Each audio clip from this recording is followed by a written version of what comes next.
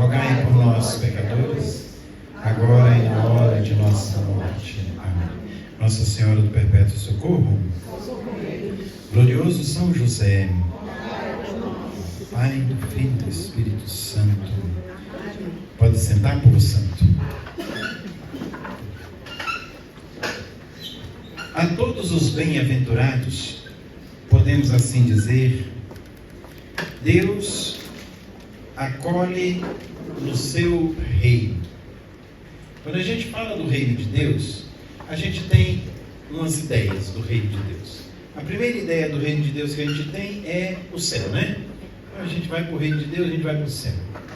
A segunda ideia do reino de Deus, muitas vezes até politizada e até ideologizada, é um reino que se faz nesse mundo, um reino que se resolve nesse mundo. Já passamos por muitas tentações nesse sentido, em que a gente achava que a igreja e o cristianismo ia resolver todos os problemas do mundo.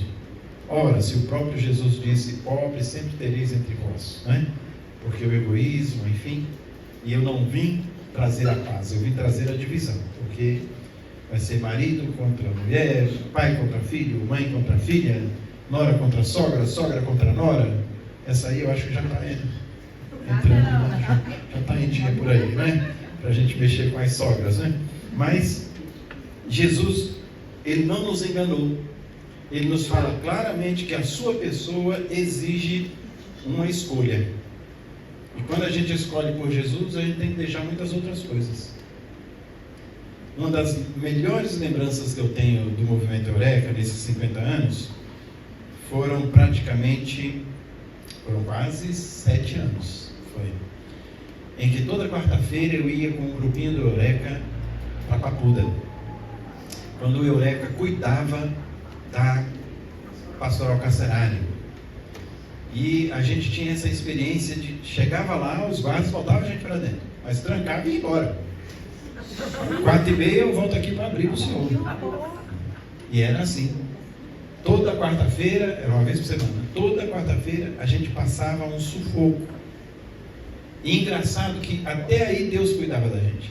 Eu me lembro que uma vez a gente estava lá, eu atendia confissão, às vezes eram confissões demoradas, né? Era gente que nunca nem tinha sido batizado, então eu queria falar, a gente falava confissão, mas era mais um desabafo, uma direção espiritual. E um deles veio falar comigo e disse, hoje eu não quero que o senhor fale nada não, eu é que vou falar para o senhor. Quarta-feira não venha, que tem um grupo aqui que quer pegar o senhor aqui de refém. E eu dizia, eu acredito nessa criatura, eu não acredito. Melhor acreditar, né? Eu mandei o recado que quarta-feira eu estava com dor de barriga. Não dá para ir não, enfim. Tantas experiências boas que a gente passou desses 50 anos do Eureka. São experiências do reino. O reino de Deus já está no meio de nós. O reino de Deus é a palavra de Deus que vai se fazendo e vai se construindo e vai frutificando sem a gente perceber. Foram 50 anos de fruto sem a gente perceber. E Jesus mesmo diz isso. É como a semente na terra. O agricultor dorme, acorda, a semente vai, quando ele vê, já está, já nasceu, está dando fruto.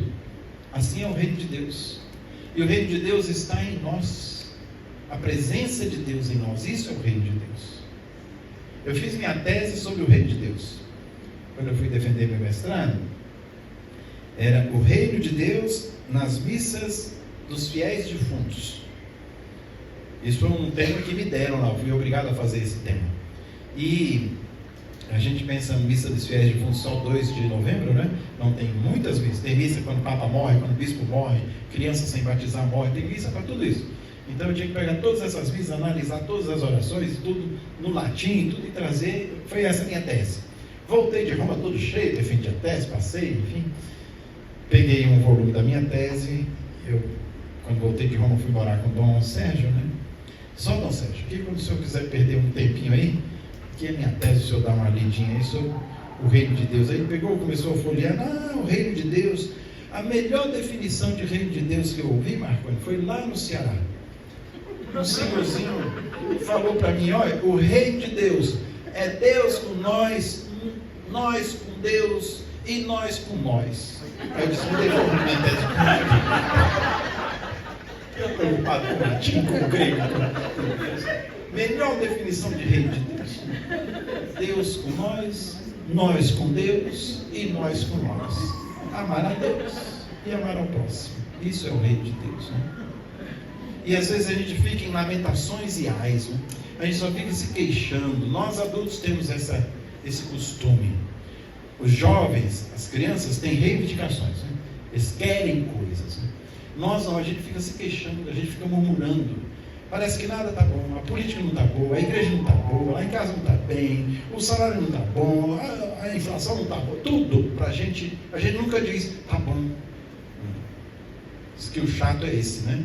Você vem lá do outro lado da rua e diz, oi, tudo bem? Ele não está não, eu vou atravessar e vou aí te contar a minha história. Esse é o chato, definição de chato, né?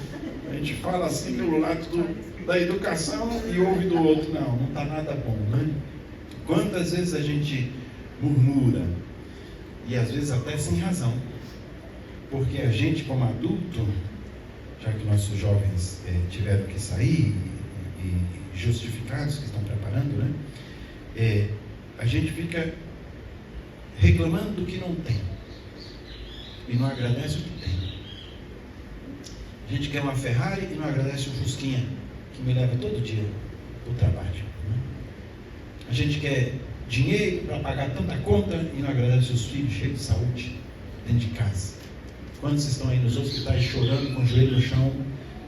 Agora eu fui mesmo em São Paulo e visitando lá um dos quartéis, o general disse assim, o senhor iria ali no hospital? Eu tomo conta do hospital. Eu falei, vou sim. E fui no hospital, dei uma bênção no hospital e disse, o senhor não iria ali? Tem uma grutinha ali que nós botamos a Nossa Senhora de Luz, o senhor benzeria lá a gruta? Vou sim, eu pensando que era daqui ali, é quase 1 quilômetro, andando na Baixa da Nossa Senhora de Luz. Aí fui e benzei. Quando voltei, o general de novo, o senhor não iria lá na UTI? Que tem um soldadinho que estava em treinamento, o carro arrancou, ele caiu para trás, bateu a cabeça, estava com traumatismo craniano e tudo. O senhor daria uma bênção para ele? Vou sim. Porque o general disse para mim, olha o que ele disse, porque Dom Marconi, coronel, soldado, sargento, eu tenho muitos, mas bispo eu só tenho um. Olha a colocação dele, né? Como quem diz, deixa eu aproveitar enquanto Dom Marconi está aqui, né? Daqui a pouco ele vai se embora. Eu falei, mas não arruma as bênçãos não, você já está na hora. Enfim, isso é o reino de Deus. A gente vai para realizar uma coisa e Deus chama para outra, para outra, para outra, para outra.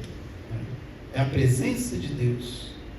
Quantas vezes uma palavra sua no seu ambiente de trabalho, que não precisa nem ser de igreja, de catecismo, aquilo ali é o reino de Deus no coração de um amigo seu que diz, pô cara, valeu, você me animou aqui agora. Assim se faz o reino de Deus. E Jesus diz que é um reino de justiça, porque existe a justiça divina. E a justiça divina recompensa os injustiçados deste mundo. Por isso, bem-aventurados os pobres, porque serão reis. Isso se dará num reino futuro, na Jerusalém celeste. Nós sabemos que a nossa recompensa só tem em Deus. Não esperemos recompensa das coisas do mundo. Pelo contrário, às vezes até de quem a gente espera não vem nada. De quem a gente nem espera, às vezes vem uma grande graça. Você dá R$2 para o pobre e ele diz, Deus te abençoe. Quem ganhou mais? Quem ganhou mais? A gente não nota. Parece que é o dia de, tá bom, Deus te abençoe também, né? A gente não nota a grandeza daquela bênção que a gente recebe de um pobre. Por isso que ele diz, o pouquinho que você fizer é a mim que você está fazendo. É Jesus quem está te abençoando. É Jesus quem está te iluminando, te fortificando. Esta recompensa dos céus se faz presente também na história, no mundo, no nosso dia a dia, através da Mãe Igreja. Aqui a gente tem que aprender a amar a igreja. Uma das minhas maiores dores é quando eu escuto um católico dizendo, está vendo a igreja? Filho, você é a igreja. É a mesma coisa se você dizer, está vendo minha mãe? Não presta. Você vai falar da sua mãe? Pode ser uma pessoa até cheia de vícios, mas você não fala mal dela. Assim igualmente da igreja, porque você é a igreja, é parte sua. E a mãe igreja, os discípulos de Cristo, na história, em diversas tarefas, manifestam justiça e caridade, amor verdadeiro, nos movimentos, nas pastorais, nos serviços eclesiais, no nosso Eureka. Aqui está presente o reino de Deus. Por isso vocês também são bem-aventurados.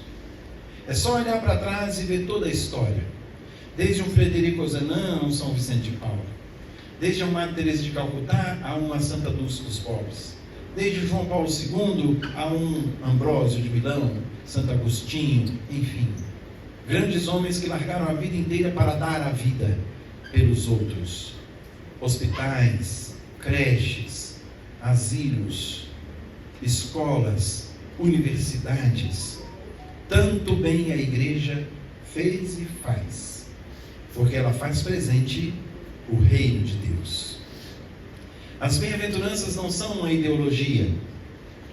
Os pobres um dia vão tomar o poder. Não.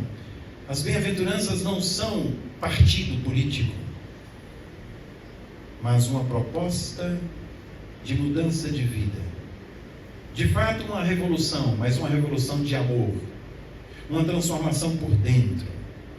A semelhança da revolução que Jesus criou.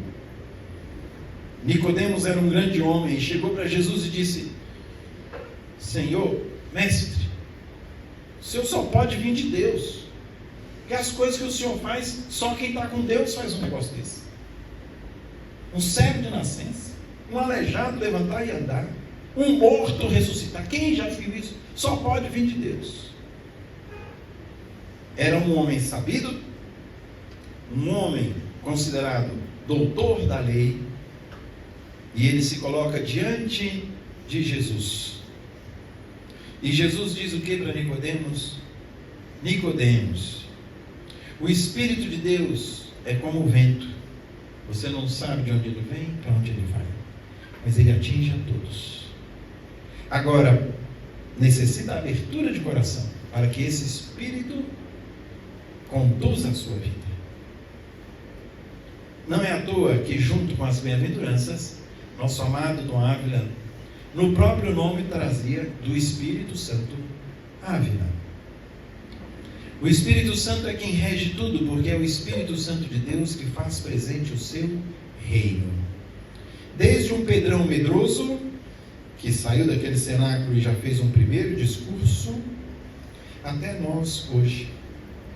Continua a mesma revolução de amor na entrega de Cristo pela sua cruz, pela sua doação total. E assim a Mãe Igreja continua a obra que Cristo confiou a ela. Quando Bento XVI renunciou, Dom José Aparecido estava em Roma, trabalhava em Roma. E aquela Patrícia Poeta foi entrevistada e disse: Monsenhor José Aparecido, então a igreja está em crise? E a resposta de Dom José Aparecido naquela época: a igreja sempre esteve em crise, desde a cruz. Todos correram, só ficou Maria e João. A igreja sempre é crise quando a gente entende que a crise é cruz. Quando a gente entende que toda crise na nossa vida é uma cruz e que a cruz leva à ressurreição, deixa de ser crise no jeito humano e passa a ser maturação de fé, crescimento. Pode ver que os momentos mais difíceis da sua vida, você amadureceu.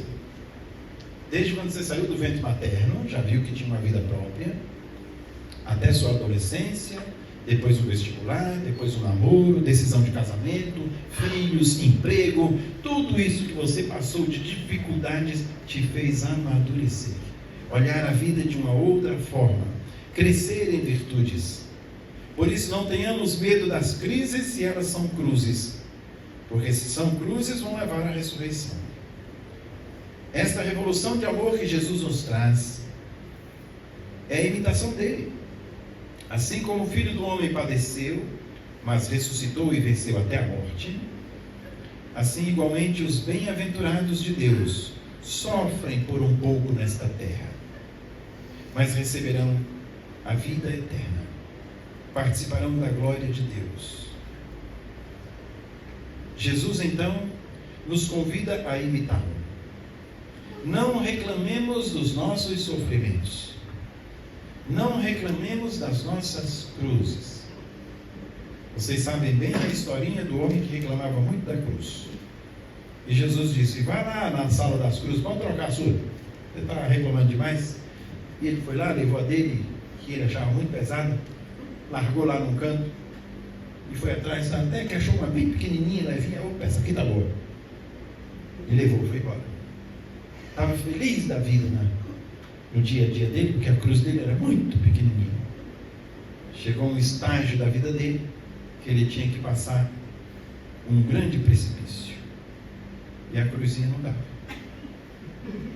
Ele teve que voltar lá para pegar a dele, que era o tamanho do precipício, para ele passar e encontrar a vida do outro lado. A gente reclama da nossa cruz, achando que a nossa sempre é mais pesada e que a do outro é sempre mais leve. Jesus sabe por que nos deu e por que exige. E igualmente, Ele é o primeiro sirineu. É Ele quem nos ajuda a carregar a cruz. Desta forma, filhos amados, as bem-aventuranças são um programa de vida de Jesus. Quando vivenciamos as bem-aventuranças, nos tornamos semelhantes a Ele. As bem-aventuranças são um chamado à santidade, assim como aconteceu na vida de tantos santos.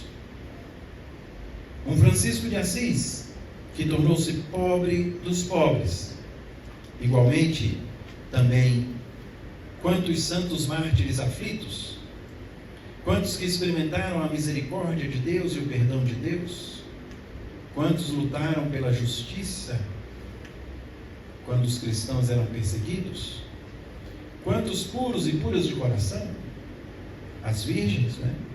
Tantas que não se entregaram e por isso morreram, perseguidos por causa do Evangelho, aqueles que são mansos de coração e que mesmo assim não são aceitos, os que promovem a paz no mundo. Não falo só dos santos canonizados. Esses dias nós tivemos aí a morte de Gorbachev, né? O homem que ajudou João Paulo II a abrir todo o Oriente, a quebrar os muros de separação e de discórdia. E o que o mundo deu para ele? Nem honra de Estado deu para ele. Um homem que foi presidente da República Soviética. Nem honra de Estado deu. Mas um homem que fez muito pela história. E se não fosse, até hoje a Alemanha Oriental, tudo estava separado para lá e nós para cá. Unir é o que João Paulo II pedia. Sejamos pontes, não muros. E se a gente fala de União Soviética, Estados Unidos, né? Vamos agora pensar no mapa da nossa casa. Onde é que eu sou ponte? E onde é que eu sou muro? Onde é que isso tudo tem que ser do meu jeito? Se não for, não está bem. E onde é que eu humildemente digo: tá bom, vou te escutar, vamos tentar por aí. De várias formas a gente pode ser ponte, hein? E também de muitas formas a gente pode ser muro. É preciso que a gente una mais do que desuna. A vida de santidade dos nossos santos conhecidos nos levam à exemplariedade das bem-aventuranças. Eles tiraram as bem-aventuranças do papel, de uma leitura muito bonita, como fizemos aqui. Tiraram da teoria e colocaram na prática vivencial. E isso foi por toda a vida.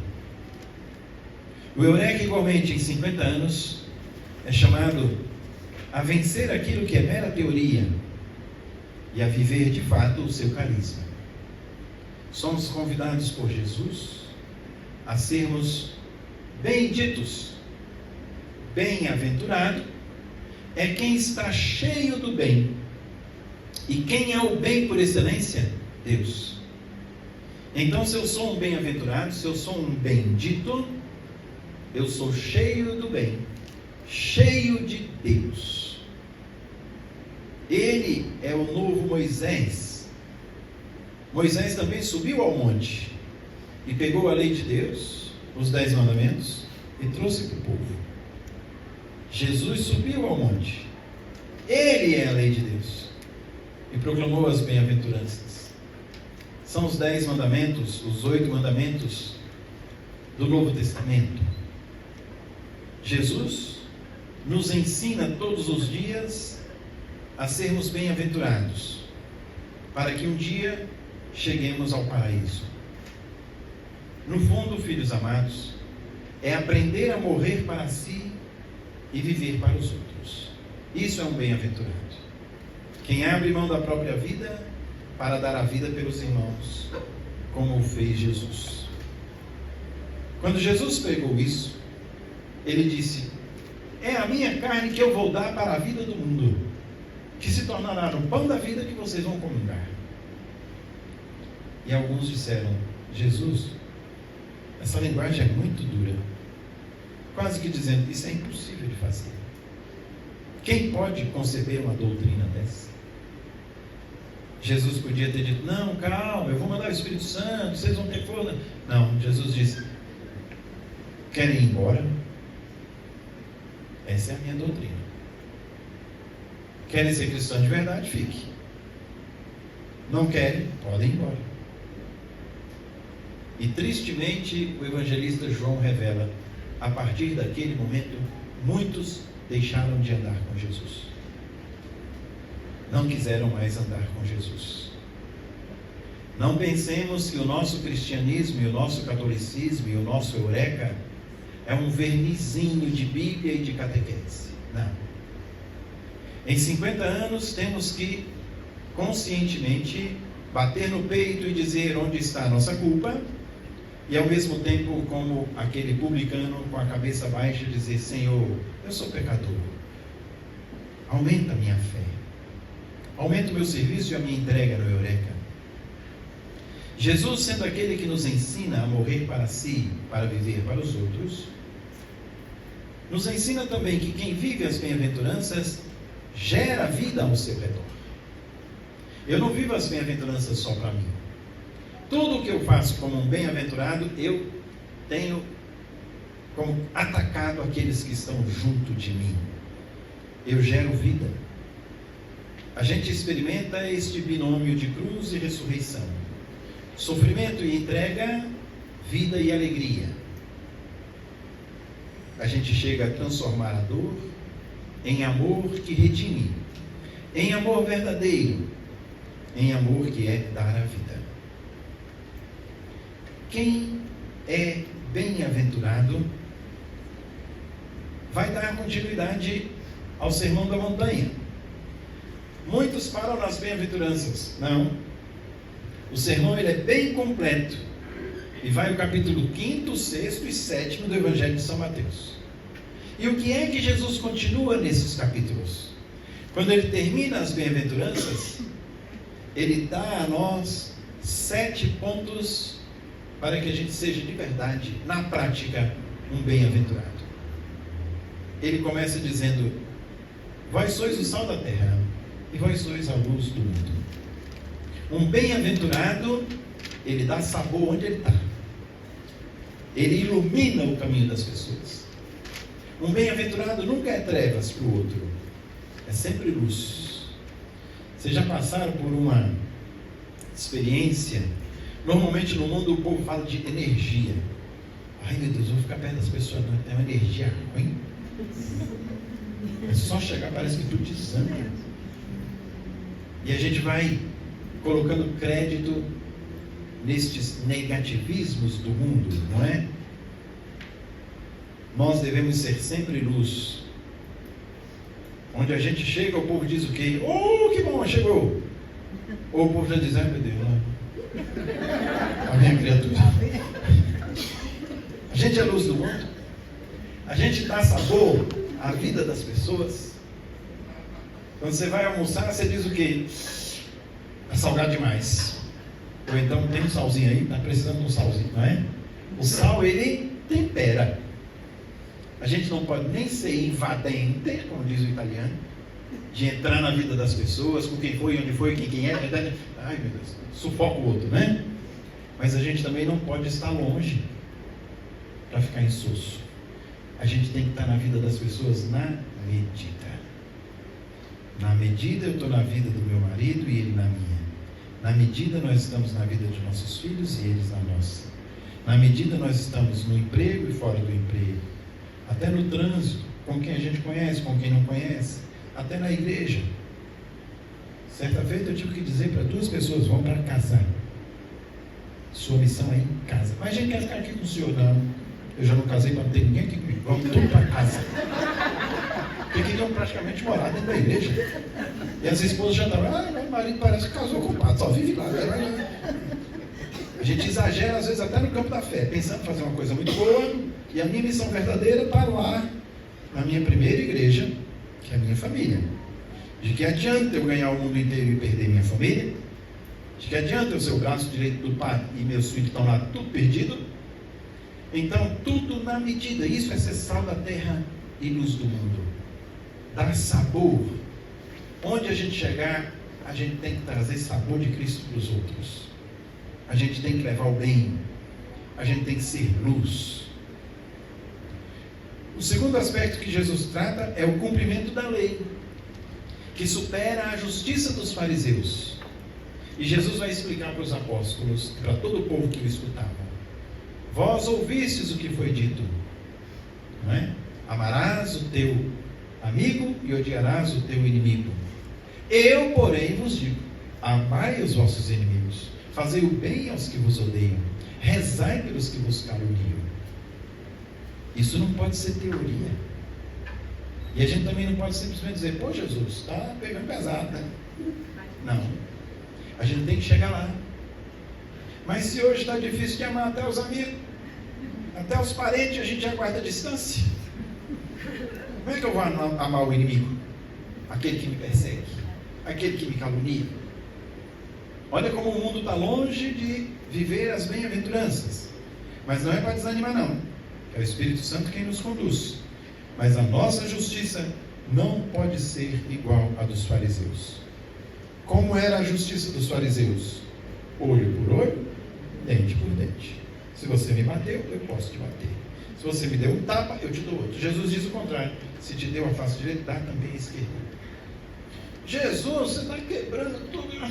É assim. Este é um bem-aventurado. Ao invés de sugar do outro, ele tem que se doar ao outro. Se teu irmão te pede para andar 100 metros, anda 200 com ele. Se te pede a túnica, dá o manto também. Já pararam para experimentar esse aspecto de doação? Vocês doam de vocês ou doam o que não é mais de vocês?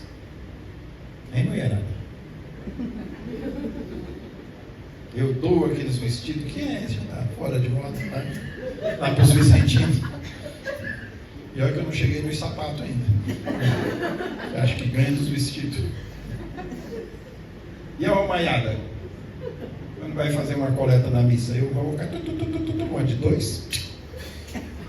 Uma vez papai mandou eu botar um dia na coleta, me deu uma nota de 100. Quando eu peguei a nota, eu olhei para meu pai. Por dentro eu dizia: para mim o senhor não dá uma dessa. E ele dizia: bota lá. É para a igreja, para Jesus, é para os pobres, vai botar lá.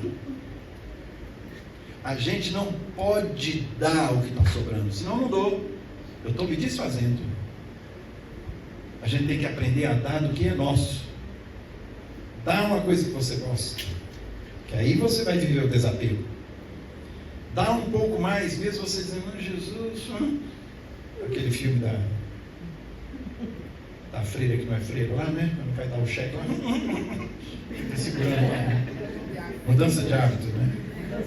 Às vezes a gente assim, quer dar, mas ô Jesus, a gente fica amarrado nas coisas terrenas, né? Um terceiro ponto que Jesus chama a atenção é vida de oração e de caridade. Aí Jesus nos chama à esmola, ao jejum e à oração, onde ele ensina o Pai Nosso. A esmola, o jejum e a oração, Jesus diz claro: tranca no teu quarto. E Deus que vê o segredo vai te recompensar. E quando você fizer jejum, não vai sair com a cara: o que foi, dona Marcos? Eu estou jejuando. Não. Perfuma a cabeça, para que ninguém note. E o Pai do céu, que está vendo o teu jejum, vai te recompensar.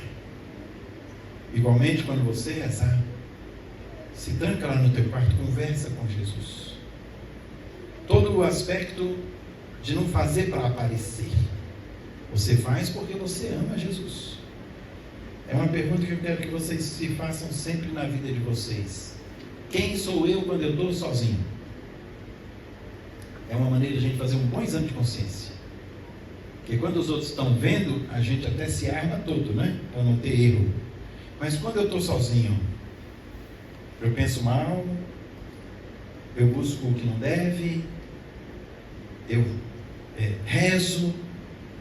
Quando eu estou sozinho, eu continuo a ser o mesmo cristão, o mesmo filho de Deus, ou eu deixo de ser cristão, eu tiro férias, não é, de Jesus.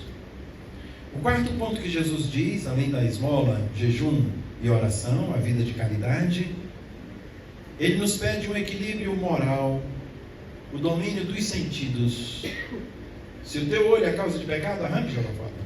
Se tua mão é causa de pecado, arranque e joga fora. Se o teu pé é causa de pecado, arranque e joga fora. Por que Jesus disse olho, mão e pé? Porque pelo olho entra no coração. O que os olhos não veem, o coração não deseja. Não é?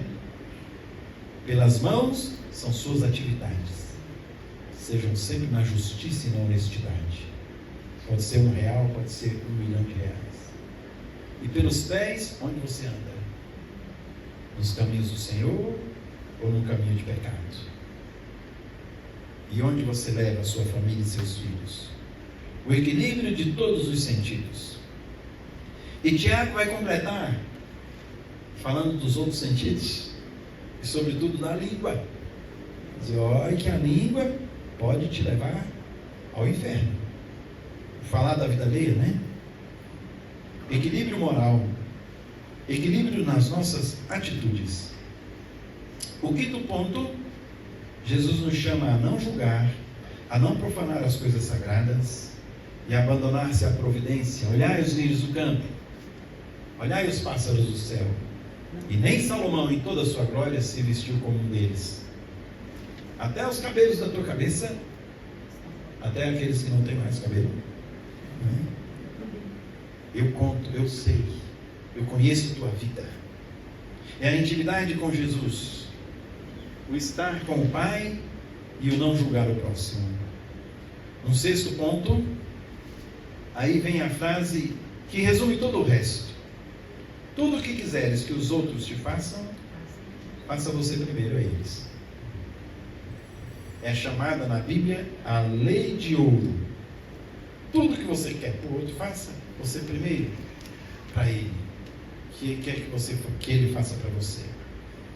E o sétimo ponto, Jesus termina o Sermão da Montanha, as bem-aventuranças, com a edificação da casa sobre a rocha. Vem a chuva, os ventos, mas não derruba, porque está alicerçada no bem-aventurado, que é Ele, o bem por excelência que o Pai nos deu. A Eureka nos cabe, para terminarmos, gratidão pelas origens, pelos testemunhos. Dom Ávila não quis criar um movimento por criar. Não tem o que fazer em Brasil, vamos criar aí um movimento para mexer com o povo. Já tinha TLC, já tinha Cursílio, já tinha outros movimentos naquela época, né? Jaque, Jique, Joque, enfim. Mas ele, cheio do Espírito, viu a necessidade de formar corações, para que formando corações tivéssemos cristãos líderes e de verdade, que atuassem no Eureka e em suas comunidades. Gratidão a Dom Ávila, a Graciliana, a todos aqueles que desde o início começaram, desde o primeiro mergulhão, desde o primeiro encontro, retiros, missas, o levantar esta pequena e humilde sede. A nossa gratidão por aqueles que nos antecederam. São assim chamados os operários da primeira hora, não é? Eles vieram por primeiro e cheios do Espírito plantaram a semente. É preciso igualmente nos dias de hoje analisar o momento atual. Vocês são os operários de hoje depois de 50 anos. Vocês são espelho de virtudes? São exemplo de vida? Igualmente caminham junto com a Arquidiocese de Brasília, que os acolheu desde o início? Não interessa quem é o bispo, é o pastor que Jesus colocou aqui. Igualmente não interessa quem é o Papa, é Pedro. Ponto final. Se a gente quer agradar segundo a nossa agradabilidade, a gente vai deixar até a igreja. Uma vez uma doninha falou para mim, quando morreu João Paulo II e veio Bento, né? Ela olhou lá, aí eu gostava mais do outro. Eu olhei para ela, tinha uma senhora do lado assim, eu gosto mais dela. Aí eu, ô, dona Marcão. Falei, Papa não é gosto, é Pedro. Tudo que ligar será ligado, tudo que desligar será desligado. Eu digo isso para vocês porque essa polaridade de política de tudo está até na igreja. Para alguns grupos o Papa é retrógrado demais. Já devia ter liberado casamento gay, já devia ter liberado casamento dos padres, já devia ter liberado mulher ser padre, tudo isso. Para outros o Papa é comunista, socialista, porque não sei o que, muito preocupado com o social, é de esquerda, a gente quer caracterizar ou caracturar a igreja e os ministros da igreja segundo as nossas visões políticas e muitas vezes erradas, ideológicas. Não. O Papa é Pedro. E um grupo foi a Bento XVI dizer, para nós o Papa é o Senhor. E a resposta dele, a igreja só tem um Papa, e meu Papa é Francisco. Pronto. Calou o grupo que estava se achando, nós viemos aqui reconhecer o verdadeiro Papa. Não. A igreja só tem um Papa, e o Papa é Francisco. Ponto final. Não sejamos nós também a dividir, a criar divisões internas. O movimento Eureka tem que estar unido ao bispo, tem que estar unido ao Papa, tem que estar unidíssimo ao nosso Senhor. Ele que os criou, Ele que os alimentou, Ele que acompanha a jornada de vocês. Portanto, olhar para o futuro, seja o nosso martelinho, sejam todos aqueles que Deus vai chamar até na última hora e dizer, sejam bem-vindos. O Eureka é uma grande família de braços abertos, que há 50 anos acolhe a todos. Alguns já estão na bem-aventurança eterna. Outros estão por vir, e nós estamos na caminhada. A nossa missão é a missão da igreja, evangelizar. Não devemos fazer encontros por fazer, porque tem que prender, não. Devemos deixar o Espírito Santo suscitar, trabalhar. Mas em qualquer circunstância, desde um grande encontro, até mesmo as nossas famosas barraquinhas, devemos ser unidos. É isso que Jesus quer. Um bem-aventurado sempre é unido ao seu Senhor e unido ao seu irmão, cheio do mesmo Espírito.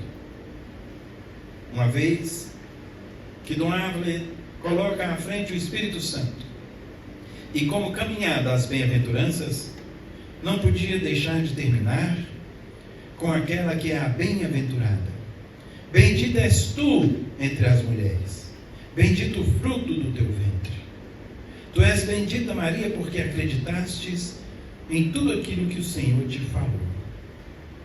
Essa saudação de Isabel faz com que também nós olhemos para nossa mãe, Senhora do Perpétuo Socorro, e peçamos o seu socorro, a sua luz, a sua perseverança e a sua graça, para que nós também sejamos benditos, bem-aventurados, homens e mulheres de fé, um movimento de fé, que é como uma velhinha da Igreja Católica na Asa Norte, um movimento de fé, em que propõe para os filhos, netos e todos de nossa casa, uma vida de unidade, de paz, de perdão e de amor.